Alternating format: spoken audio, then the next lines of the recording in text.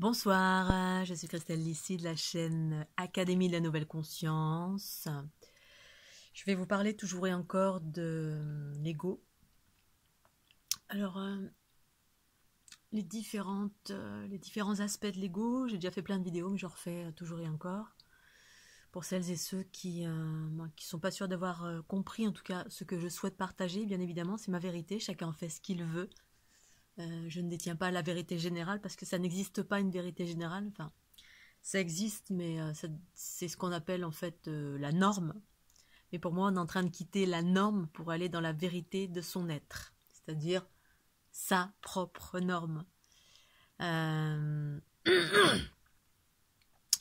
Donc l'ego, c'est la part en soi qui correspond à toutes nos peurs, à tous nos mécanismes de survie qui nous font rentrer en réaction face à un événement. Donc on va rentrer en réaction en mode guerrier, donc voilà, en combat. On va essayer d'avoir un pouvoir sur l'autre pour essayer d'avoir raison. On peut être en mode victime, on peut être en mode indifférent. En fait, c'est que des processus pour récupérer de l'énergie, mais aussi pour... oui, en fait, c'est ça, on récupère de l'énergie sans vraiment avoir conscience de tous ces mécanismes, mais aussi derrière, c'est impulsé par des peurs, par des mémoires qui sont en soi, qui viennent résonner face à un événement, une situation. C'est ce qui fait qu'on est en permanence dans des notions de jugement également. On est toujours en train de juger son voisin, Pierre, Paul, Jacques, à un événement, donc négativement, parce que ça nous fait réagir. Alors, il y a réagir et donc juger une situation et comparer une situation face à une autre. Alors, dans mes vidéos, moi, je compare beaucoup, mais pour moi, la comparaison, c'est dans un processus évolutif, c'est-à-dire j'observe une situation qui, pour moi, selon mes expériences et ma conscience, amène à vivre du chaos et des processus que j'appelle l'unité, des mécanismes qui amènent à vivre la libération, donc la joie, la bonne humeur, les potentiels qui se déploient, une conscience plus vaste, l'ouverture du cœur, la connaissance universelle. Donc d'un côté, je compare en fait ce qui amène à cela, en tout cas ce qui moi m'a amené à cela, bien évidemment. Et d'autre part, je compare les mécanismes qui amènent au chaos, notamment en lien direct avec l'ego. Donc il y a les conditionnements également, donc toutes nos croyances en fait qui amènent à nous enfermer nous-mêmes, nous auto-sabrer ou sabrer les autres. C'est-à-dire partir dans des notions de combat ou de victimisation, donc le fameux bourreau, victime, indifférent, et je sais plus, il y a 4. Voilà, sans parler de ces 4, on va dire, mécanismes, tout ce qui vous fait réagir fortement et qui amène potentiellement à des frictions, à des conflits. Alors ça a toujours sa raison d'être, parce que si on travaille sur soi, un conflit peut nous amener à plus de conscience, si on travaille sur soi. Si on ne travaille pas sur soi, un conflit peut amener à plus de conflits. C'est-à-dire du chaos, la souffrance inutile, parce qu'on ne grandit pas de ces conflits. En fait, on ne cherche pas à savoir le pourquoi du comment, pourquoi on est en colère, pourquoi on s'engueule, pourquoi... Donc si on ne communique pas et qu'on ne cherche pas à savoir, eh bien ça peut amener à plus de chaos. Donc dans un couple, quand on travaille sur soi, c'est bien. On peut grandir parce qu'on a un reflet en face. Si on est à deux à vouloir grandir, évoluer, aller vers du bien-être, plus de sagesse, plus de joie, de fluidité, de communication, eh bien c'est chouette. Mais sinon, si c'est pas le cas, si on n'a pas un reflet en face, si on n'a pas quelqu'un qui travaille qui travaille sur soi, eh bien les conflits d'ego à ego, ça mène au chaos. Et c'est ce qui se passe sur la planète. C'est-à-dire qu'on est confronté à une multitude de choses qui font que on est enfermé, il y a des réglementations qui sont injustes, il y a des comportements injustes, voilà, mais tout a sa raison d'être en fait derrière, il y a toujours quelque chose de plus grand et pour les personnes qui travaillent sur elles. Quand on travaille sur soi, eh bien on trouve toujours un événement, tout ce qu'on vit, on le vit et on l'interprète comme quelque chose qui nous fait grandir, parce qu'on travaille sur soi, on cherche à savoir le pourquoi du comment de ce que l'on vit dans le négatif. Quand c'est positif, ben c'est génial, tout va bien. Voilà. On est heureux, heureuse, libre, joyeuse, consciente, c'est super. Puis quand il y a un conflit, quelque chose de difficile à traverser, ou ça peut ne pas être qu'un conflit, hein, ça peut être plein de situations, ça peut être de la maladie, ça peut être quelqu'un que l'on perd, ça peut être une rupture, ça peut être plein de choses, en fait tout ce qui est désagréable, donc entre guillemets qu'on va qualifier de négatif. Et donc on peut regarder en soi, et regarder en soi c'est regarder la raison du pourquoi je suis si mal, pourquoi c'est difficile à traverser, pourquoi on peut traverser aussi. Mais voilà, l'ego c'est une multitude de choses en lien avec les mécanismes de survie, la peur, l'enfermement, le combat, qui amènent à effectivement avoir des comportements qui nous mettent dans l'ingérence en permanence. On ne s'en rend pas compte, hein, même parfois quand on est bienveillant, eh bien on peut être dans l'ingérence, c'est-à-dire on pense qu'on est bienveillant, et par bienveillance on veut faire le bien à l'extérieur, donc on s'occupe tout le temps des affaires des autres. On est toujours là à apporter des bons conseils, à dire oh voilà tu devrais faire comme ceci ou faire comme cela, ou alors faire les choses à la place des autres. En fait tout est une question d'équilibre. L'équilibre c'est rester au centre de soi-même, mais ça surgit pour moi à force de la dissolution de tous nos mécanismes égotiques. Ceux qui nous font aller trop vers de la bienveillance, une bienveillance plus ou moins forcée, c'est-à-dire c'est comme finir la phrase de quelqu'un, ou interpréter pour quelqu'un, ou les choses, ou faire un soin à quelqu'un alors qu'il ne nous l'a pas demandé. Bon, dans une certaine mesure, après ça se modifie, en tout cas chez moi ça s'est modifié dans mon unité, mais ça peut être, voilà, se relier à des mécanismes en soi, à des fausses croyances, c'est-à-dire on est rempli en fait d'expériences, on a appris plein de choses et puis l'ego va toujours puiser dans cette connaissance extérieure pour expliquer une chose par exemple. Donc on peut être ultra mentalisé, ultra dans le mental, mais un mental qui va chercher de l'information qu'on a cumulée. Ça c'est aussi, ça fait partie du réservoir de l'ego. Cumul d'informations à l'extérieur, une connaissance extérieure. Et quand on a besoin de quelqu'un nous pose une question, eh bien on va chercher dans cette connaissance extérieure, on ne va pas puiser dans notre connaissance intérieure. Mais ça fait partie du processus, c'est tout à fait naturel et normal d'un être qui est en évolution. Et aussi comment on fonctionne, si on est en prédominance avec de l'ADN plus dans le patriarcat ou plus dans le matriarcat. On a des fonctionnements différents, c'est d'abord le cerveau gauche, ensuite le cerveau droit, d'autres c'est plus le cerveau droit et après le cerveau gauche qui réagit.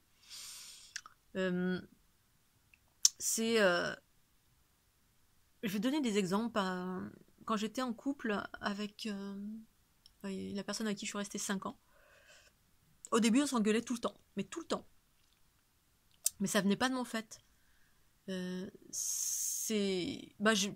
je m'exprime, en fait j'exprime les choses, je suis quelqu'un de très communicant. Je communique beaucoup, je parle beaucoup, j'exprime, je conscientise, il y a beaucoup de choses que je perçois, donc je partage ces choses-là. Et puis je vais dire ce que je pense, que je ressens, en tout cas en couple, bien sûr. Et je me souviens de certains conflits, en fait, avec mon ami, où à un moment donné,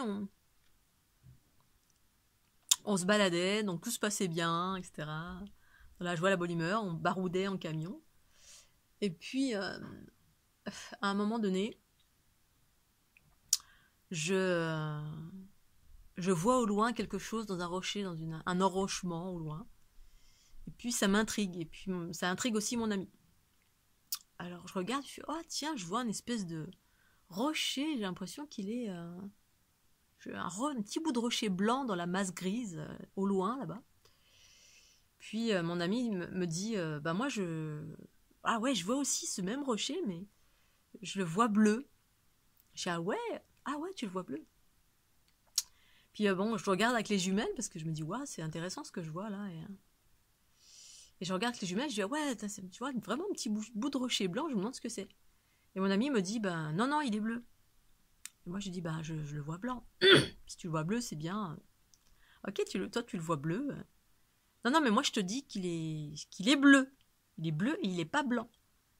Et, euh, et là, ça commence. Alors, au début, je rigolais parce que je me disais, bon, ben voilà. Mon ami voit le rocher bleu, moi blanc. Bah, super, ok, on voit deux choses différentes. On voit une même chose, mais avec une vision différente. C'est-à-dire, on peut percevoir une même chose avec une vision différente. Et là, il commence à y avoir un conflit. C'est-à-dire que mon ami commence à insister lourdement. Je te dis que le rocher est bleu, arrête de me contredire. Pourquoi tu me contredis tout le temps? Et là, ça commence à devenir sérieux. Là, je me dis, mais je te contredis pas. Je le vois blanc. Je peux le voir blanc et toi le voir bleu. Et alors, c'est pas grave. On voit, chacun on voit différemment. Et alors, c'est ok. Pourquoi y voir un conflit? Voilà un exemple de l'ego. En fait, quand on exprime une chose différente, l'ego va l'interpréter comme on me contredit. L'ego le perçoit comme un combat. On me dit des choses différentes de moi, donc il y a une interprétation derrière. C'est-à-dire ça met dans la notion de infériorité qui va générer un combat. Parce que le bouclier va sortir ou l'épée va sortir et je te dis que c'est comme ça et que c'est pas autrement. Bah, si. On peut avoir deux visions différentes d'une même chose. Comme l'interprétation différente d'un événement. Qu'est-ce que c'est pour toi l'ego? Pour moi, c'est ça, ça, ça et ça. Ah, ok. Donc, quand on est dans l'unité ou une forme de pacifisme positif, matriarcal, quelle que soit la sagesse qui nous habite, ah, ok. Et moi de répondre, pour moi, l'ego, c'est ça, ça, ça, c'est comme ça. Et là, eh bien, on peut très bien partager deux visions différentes d'une même chose, sans pour autant combattre. La personne qui est dans l'ego va se sentir en danger tout de suite, en contradiction, en réaction, parce que l'autre a dit une chose différente. Quoi? Mais non, l'ego, c'est pas ça! Et donc, voilà, selon le degré d'ego, eh bien, ça va partir en conflit, parce que l'ego voit tout sous forme de combat. Combat ou victimisation, où on va rien dire, on va dire « Ah oui, oui, c'est vrai, t'as raison ». Donc là, il y a la personne en face qui s'auto-sabre, qui au lieu d'avoir un avis, va tout de suite se plier. Donc là, il y a une notion de soumission. Ah oui, oui, t'as raison, c'est ça l'ego, même si l'avis de l'autre est différent. Ah oui, c'est ça l'ego. Mais quel est ton avis à toi? Tu peux demander à l'autre quel est ton avis. Tu as le droit d'avoir un avis différent. Avoir un avis différent sur une chose n'implique pas forcément un combat. Alors évidemment, après, tout dépend dans quel contexte. Si on est en couple, eh bien, on peut échanger. Si on est entre amis, qu'on est dans une discussion, on peut échanger d'une façon pacifique. Si on est dans un travail, ça devient plus compliqué. Voilà, si on est dans un emploi, on est un leader par exemple, et qu'on est en face de soi, on est censé expliquer des choses ou enseigner des choses, et dans le sens, l'autre est obligé de se plier à nos directives, et bien évidemment ça complique. C'est ce qui fait que ça génère des conflits et des rapports inférieurs et supérieurs, parce que on est plié à une hiérarchie, on est dans un emploi où on est employé. Et donc, il y a des notions d'infériorité, de supériorité. Voilà. Donc là, c'est plus compliqué, ça je l'avoue, et c'est ce qui fait que ça crée des problématiques dans le monde entier, parce que la quasi-majorité des gens sont employés dans une société. Un corps régi par des notions patriarcales, c'est-à-dire avec un directeur, un patron, un chef, qui ont, pour la plupart, qui ne travaillent pas sur eux, qui n'ont pas de notion d'équilibre, et donc il y a des schémas patriarcaux avec des notions de faire plier l'autre, ou des notions de manipulation et de pouvoir, et dans le management, on va dire. Mais c'est ce qui m'a amené, moi, progressivement, en tout cas, plus j'ai évolué dans ma spiritualité, c'est-à-dire la recherche de mon être et de la connaissance de soi, etc., plus de mieux-être, être plus en accord avec qui je suis, dans mon évolution, bah, ça m'a amené à quitter mon emploi, tout simplement, purement et simplement. Et ensuite, j'ai changé de région. Je suis allée, plus j'évoluais en moi, plus je dissolvais mon ego, et bien plus je modifiais mon entourage, plus je modifiais ma vie, j'ai modifié ma vie en totalité. Je suis allée vers de plus en plus de choses qui étaient en adéquation avec mes valeurs intérieures. Si vous travaillez sur vous, à pacifier votre ego, et que vous restez dans un environnement complètement égotique, bah forcément ça va être compliqué. J'ai des amis qui sont dans le médical, on parlait beaucoup du soin et la santé, du soin, etc., qui sont voilà, infirmières par exemple, et qui font en parallèle des soins thérapeutiques axés sur eh bien, le développement personnel. Plus ça allait, plus on se déploie en soi, on va vers notre unité, plus ça devient compliqué d'être en face de personnes qui ne travaillent pas sur elles. Même si les soins dans les hôpitaux, c'est ce que c'est, voilà, c'est une médecine allopathique, on peut y intégrer, il y a de plus en plus de personnes qui sont élevées vibratoirement, et qui sont ouvertes spirituellement, et qui pratiquent, mais plus les fréquences sont en train de s'élever sur la planète, plus ça devient compliqué pour toutes les personnes qui s'éveillent d'être en face d'un monde patriarcal qui n'évolue pas à la même allure que nous-mêmes.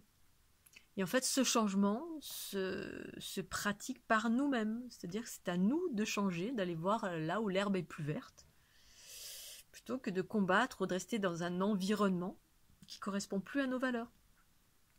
C'est pas un jugement, c'est juste les choses sont ce qu'elles sont.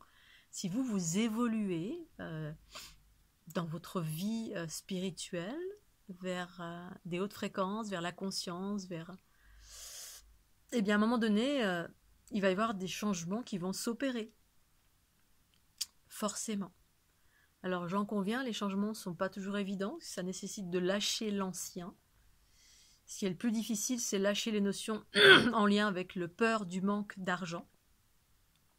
C'est les aspects les plus compliqués, encore plus quand on a des enfants.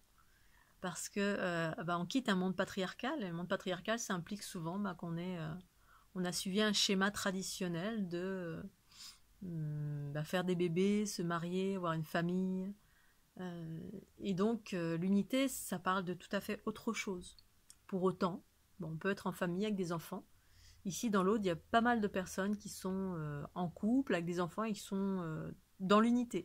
Mais les deux partenaires éveillés. Donc des enfants éveillés. Il n'y a pas de généralité, je vous donne des exemples, hein, voilà. Il y en a qui sont restés dans des environnements patriarcaux et puis qui rayonnent leur lumière, je pense que c'est ok. J'en connais pas, mais ça peut. C'est pas mon cas. Voilà, moi, pour mon expérience personnelle, quand on dissout l'ego, plus je vais vers mon unité, ma transparence, plus je suis en accord avec moi-même, et plus du coup j'ai modifié ma vie, j'ai changé de région, j'ai changé de travail, j'ai changé d'environnement du tout au tout, pour être plus en adéquation avec ce que mon soi supérieur, c'est-à-dire ma guidance, mes intuitions m'offraient comme information, me guider, voilà. Progressivement, ça m'a dit d'aller plus par là, et dans un endroit plus verdoyant, plus sauvage, quitter mon emploi parce que je pouvais plus être en adéquation avec.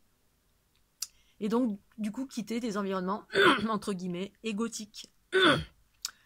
Ce qui implique qu'on n'a plus besoin de combattre, parce que, quand bien même j'ai jamais combattu, mais je me suis retrouvée dans un environnement plus en adéquation avec qui j'étais en train de devenir, ou qui j'étais déjà. C'est-à-dire un environnement plus sauvage, avec des personnes qui étaient sur un chemin d'éveil d'une façon générale, donc la région dans laquelle j'habite, une nature qui correspond davantage à mes aspirations. Ça fait partie intégrante, voilà. Si on reste dans un environnement égotique, voilà, vous allez être sensible à ça, vous allez être confronté peut-être à ça, vous allez... sauf ceux qui veulent encore changer le monde à l'extérieur. Voilà, qui à partir de là où ils sont, eh bien on veut changer les autres à tout prix. en leur expliquant voilà, comment ils doivent être. Tu dois pas être comme ceci et tu dois être comme cela. Et là, on est encore dans un rôle de moralisateur. C'est ce que font nos gouvernements et toutes les personnes qui créent les lois. Ils moralisent, ils créent des lois en fonction de. Pour autant, c'est ce que c'est, voilà. C'est à chacun de s'émanciper et d'offrir son pouvoir à qui on a envie de l'offrir. Si vous l'offrez à un dirigeant qui est aux antipodes de qui vous êtes, voilà.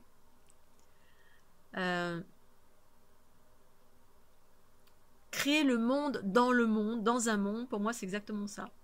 Le nouveau monde, c'est créer sa propre réalité à partir de qui je suis ici maintenant, c'est-à-dire dans ma paix, ma joie, ma bonne humeur, le monde ici maintenant, mon monde à moi, et puis partager ma vérité sans chercher à convaincre.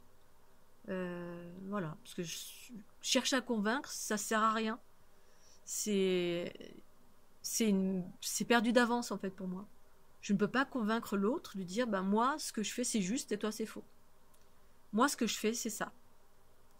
Je compare dans mes vidéos à des mécanismes égotiques, voilà, que j'ai pu observer, ayant moi-même été cela, parce que je suis pas au-delà, je suis dedans, ayant évolué, ayant vécu et vivant une vie qui me correspond parfaitement, en totalité, dans la joie, la bonne humeur, même si parfois je vis encore des tribulations. Ça faisait très longtemps que je n'en ai pas vécu, j'en ai vécu cet hiver, voilà. Mais avant cela, oui, j'étais dans des très hautes fréquences et j'avais pas vécu depuis très très longtemps des tribulations aussi importantes. Ça correspond à une évolution générale de la planète. On est tous en train de s'émanciper, enfin tous. Ceux qui font un chemin vers le mieux-être, le bien-être, en direction du vivant, ceux qui se réalisent, ceux qui ont envie de vivre de l'harmonie, de l'équilibre, de la beauté, de la joie, surtout la joie. Ceux qui ont envie d'être libres, eh bien ça nous appartient et ça passe par la dissolution de son propre ego.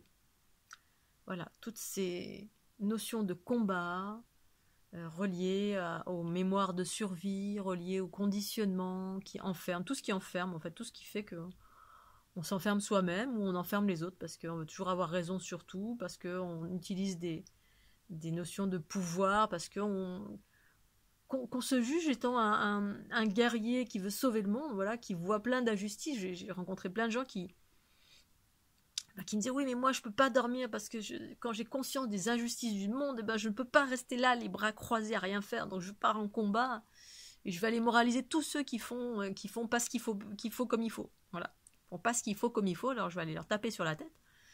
Bon, d'une façon ou d'une autre, en moralisant ou en balançant des images au demeurant ultra violentes, notamment par exemple pour la protection animale, ce genre de choses. Alors oui, effectivement, ça existe. Moi aussi, je me suis réveillée à un moment donné, mais je me suis réveillée toute seule. Je suis pas partie en combat. J'ai compris, toute seule, j'ai vu des images. Et puis voilà, mais je nourris pas cela. Ok, mon rôle, c'est d'aller vers, en tout cas, en ce qui me concerne moi, aller vers mon harmonie, ma paix intérieure.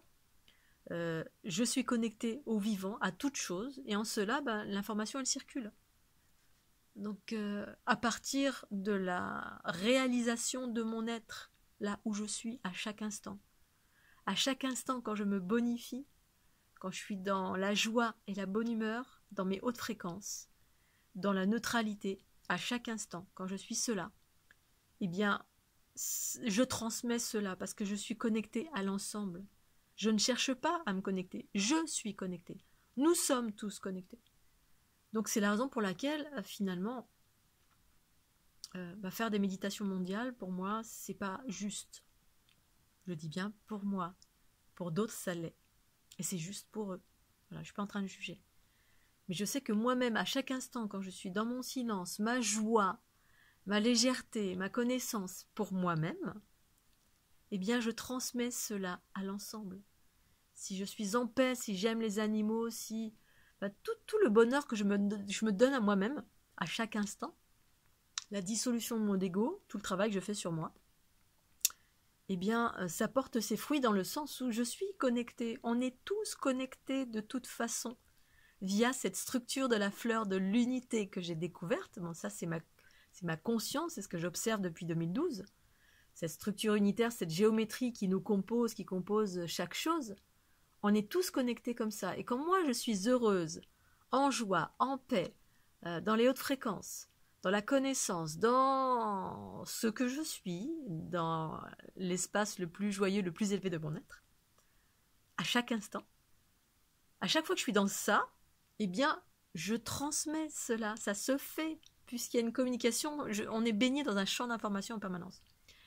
D'où l'intérêt de travailler sur soi et de s'occuper de soi. Alors je dis pas évidemment si sur mon chemin là je vois quelqu'un qui se fait agresser ou un chien qui se fait maltraiter ou quoi là sous mes yeux, je dis pas que je vais rien faire, mais ça ne m'arrive pas. Ça ne m'arrive pas.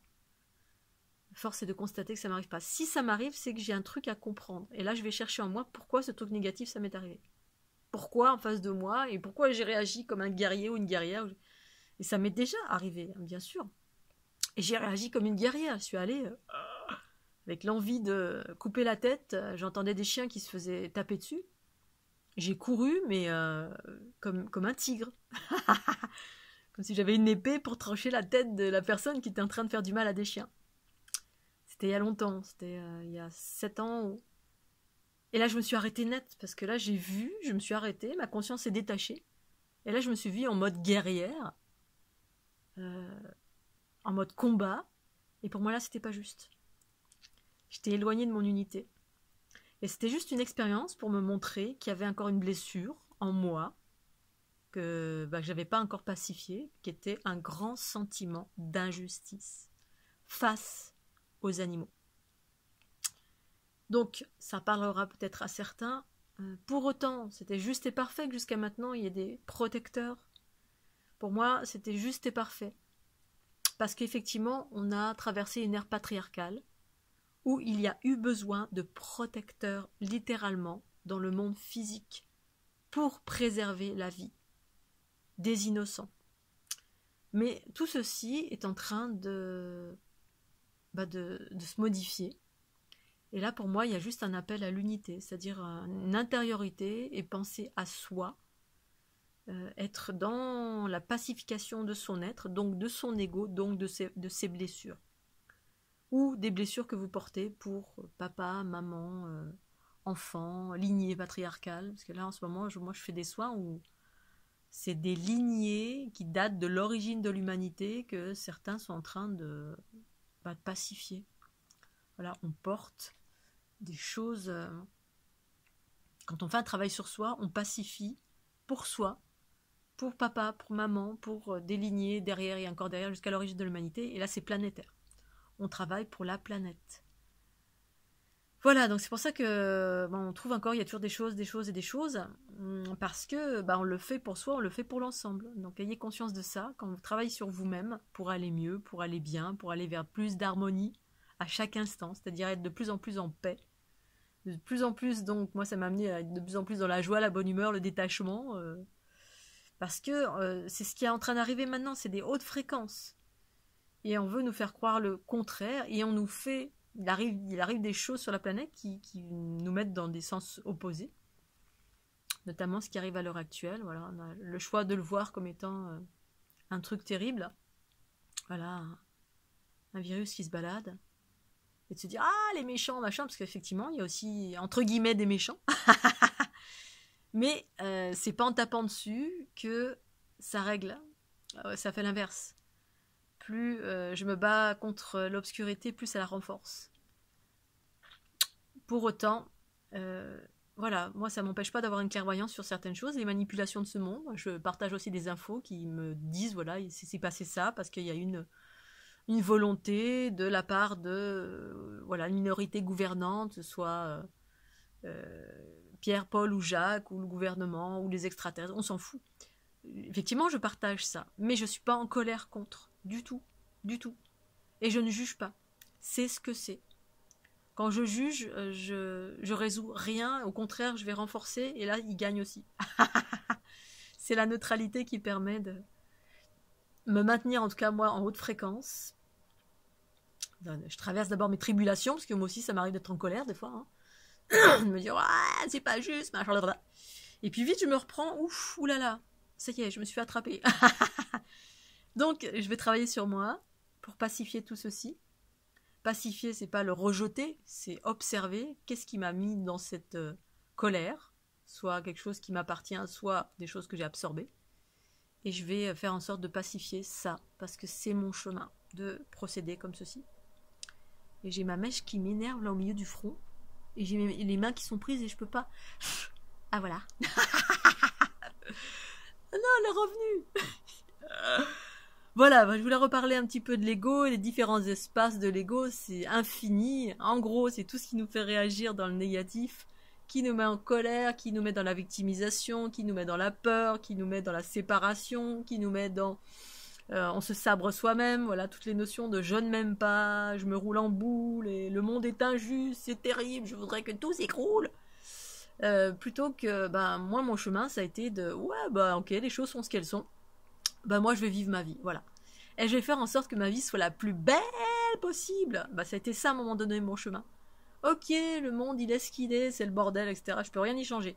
Donc, je vais me changer moi-même, et puis je vais m'éclater autant que faire se peut.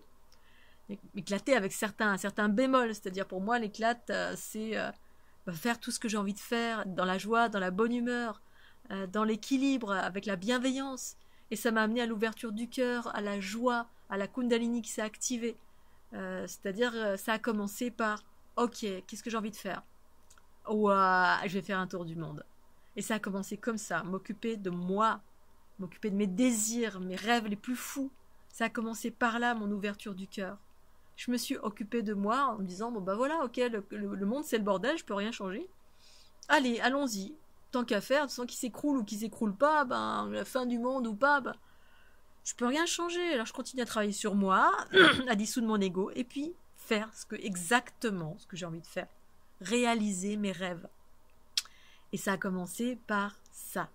Faire le tour du monde. Et ça a continué. Je suis allée vers de plus en plus de liberté, d'ouverture, de conscience. Ma kundalini s'est activée parce que je me suis autorisée quelque chose de merveilleux qui m'attendait. Et mon ouverture de conscience, ça a commencé en grand à partir de là. Voilà, je vais m'arrêter là, je pense. J'ai certainement oublié plein de choses, comme d'habitude. Je vais remettre ma mèche en place, parce que j'y arrive pas là. Je vous remercie de votre petit pouce bleu. Je vous souhaite une excellente soirée sous le soleil d'Académie. Et puis je vous dis à très très bientôt. Bye bye.